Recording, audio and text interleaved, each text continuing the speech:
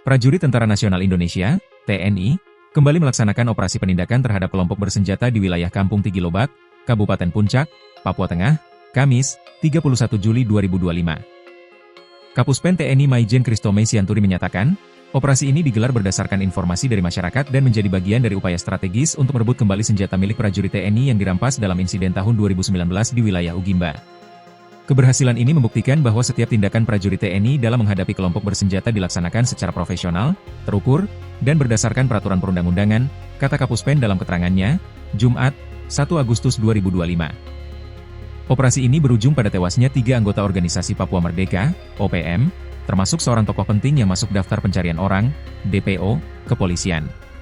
Ketiga anggota OPM yang tewas adalah Ado Wanimbo, Meni Wakru alias Jumadon Waker, serta satu orang lain yang masih dalam proses identifikasi.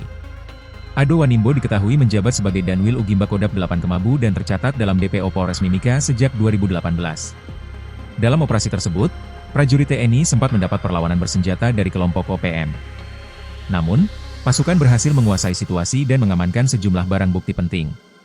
Salah satu yang berhasil direbut kembali adalah satu pucuk senjata api jenis SS-2V4 bernomor BF CS024739, lengkap dengan teleskop 3G-con, yang diketahui merupakan milik prajurit TNI yang gugur pada 2019. Selain itu, turut diamankan satu pucuk senapan angin, 3 magazin, 2 M16 dan 1 SS, 64 butir munisi kaliber 5,56 mm, 4 unit ponsel, dompet, emas, powerbank, perlengkapan lapangan, serta sejumlah dokumen pribadi dan uang tunai jutaan rupiah.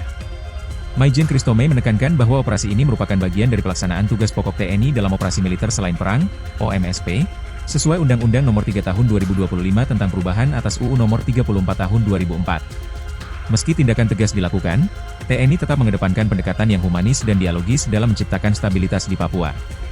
Ditemukannya senjata organik milik prajurit TNI yang gugur menjadi bukti nyata kekejaman kelompok separatis OPM yang merampas senjata setelah melakukan pembunuhan, ujar Christomay.